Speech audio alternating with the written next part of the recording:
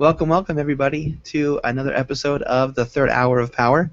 This is Grady of This Mormon Life, and once again, I am visited by Deidre M. Deidre, thanks for joining us today. Yeah, thanks for having me back. Yeah, I was so excited. So, Deidre's first time on the podcast, we had over 5,000 downloads of that episode, our biggest ever. So, I figured it made sense to bring her back, and I'm so glad she took the time out today to join us. Yeah, my pleasure.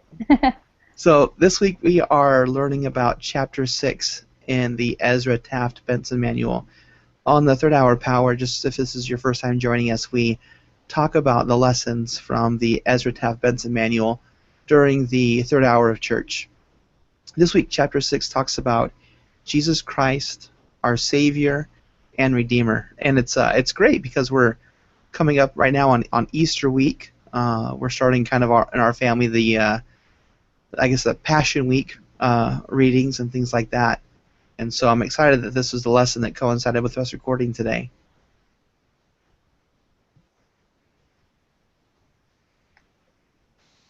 And then Deidre, why don't you lead off the lesson today? We're going to mix it up a bit. Okay. Yeah, so this is a lot for one chapter, I feel like, talking about Jesus Christ in just one chapter because there's so much to it and to him. But my favorite part of the whole chapter is the fourth section when it talks about faith in Jesus Christ and how it talks about how faith in Jesus Christ is relying on him and following his teachings completely. And I feel like a lot of times in our life we have faith when things are going well and we have faith when, we're in a good place, but that's something that I love about Jesus Christ is that we need to have faith in him and he expects us to have that all the time because when we are going through hard times, the faith is what helps us get to the good times. And when we're having the good times, we keep the faith because it will keep us in the right direction. Yeah, we talked about this Sunday just about the blessings of faith in Jesus Christ and the way that it helps us. One of the things that we referenced was in the Book of Mormon when the people of Alma that had escaped and they were put into bondage, and how they prayed. They were having a hard time going through that, and they prayed for help. They'd already been faithful, but now they're praying for help now in their need, and that it was through the atonement of Jesus Christ that they were able to have their burdens lifted. Not that they were removed, but they were able to get through it so that they can get then to the good times, have that strength, so that when the time came, the guards fell asleep and they were able to escape back to freedom and back to those good times again. Yeah, and I think that's something that's so crazy about faith and putting everything in Jesus Christ and everything he did is it's really easy to forget, even though there are so many times that you can look back in your life and be like, I'm so grateful for this and God's handles in this, and there's so many times in your life when you have that faith and you believe and trust everything that's going on, but then there's always going to be those times when you just kind of put it in the back of your mind. This chapter in this section was a good reminder to me that it always needs to be at the front of my mind rather than just depending on what I'm going through, putting it into the place that I want it to be in almost. Well, it's interesting. I sing in a choir, in the Millennial Choir, and it's kind of the beard here is part of our upcoming concert. We're going to be singing Mendelssohn's Elijah, and the choir, the chorus, is basically represents the children of Israel.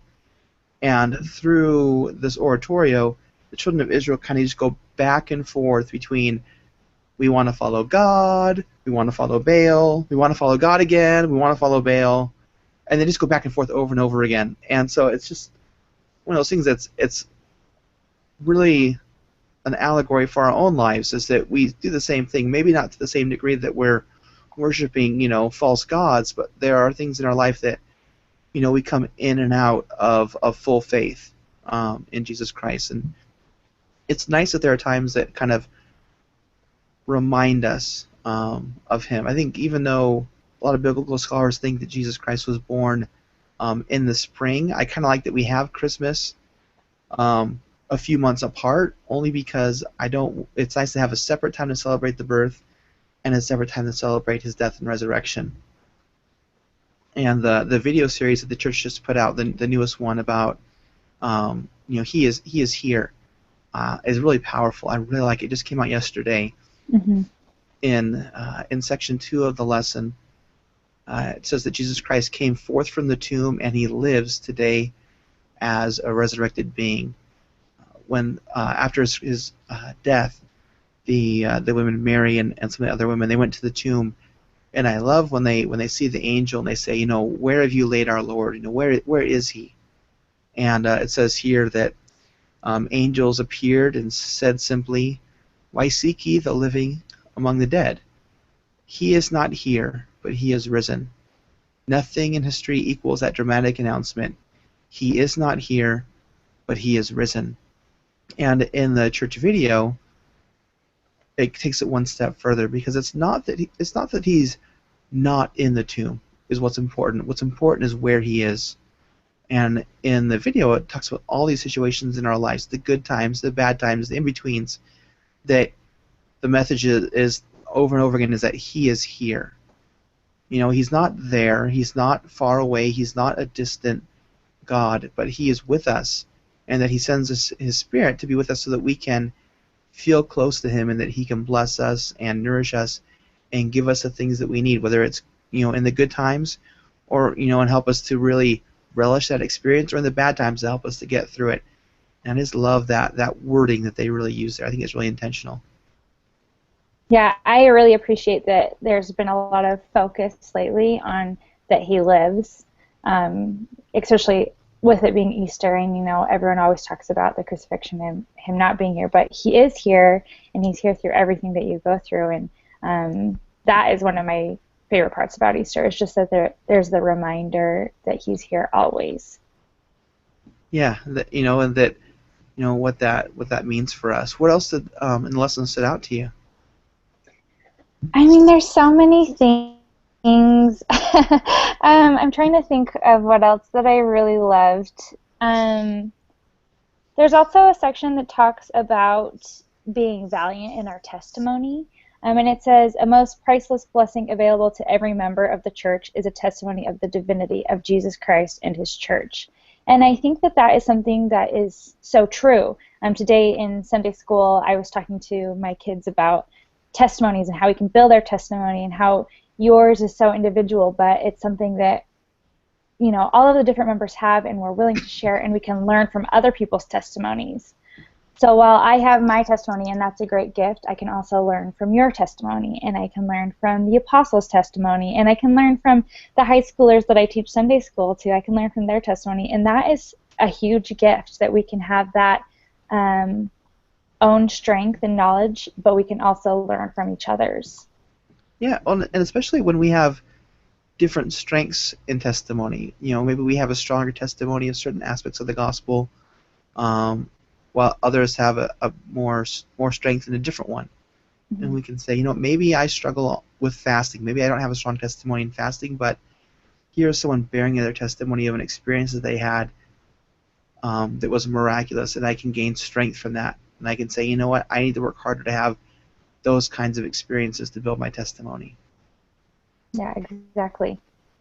I liked in that last section there, section 5, the idea of being like Jesus, which I think is um, one of the reasons that he came.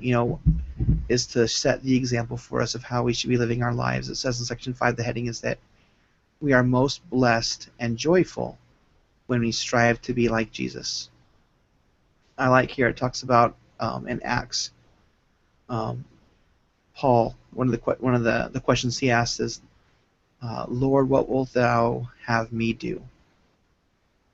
And it says that we need more men and women of Christ who will always remember him, who will keep his commands which he has given them, which is the sacrament covenant that we make, or that we renew. The greatest yardstick of success is to see how closely we can walk each moment in his steps. Um, when I think about Jesus Christ and the life that he lived, it's something of kindness and caring.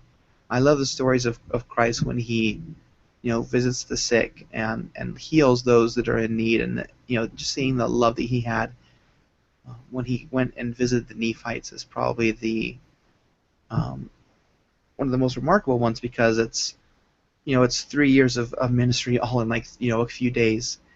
And I love when he is there and he's getting ready to leave and he sees the people and they have tears in their eyes and he perceives that they desire for him to stay and that they desire to see the miracles that happened in Israel. And so he says that his bowels are filled with compassion or with mercy, and so he brings everyone who's sick and lame and heals them.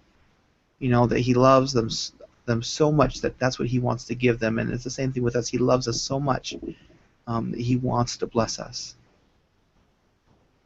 Yeah, that's a very, um, I feel like the number one attribute of Jesus Christ that everyone mentions is his charitable nature and that he shows his love to everyone. And I think that that is something that everyone can strive for. Even if you're already the nicest person, you can strive to be more in that charitable mindset because it's something that is fleeting.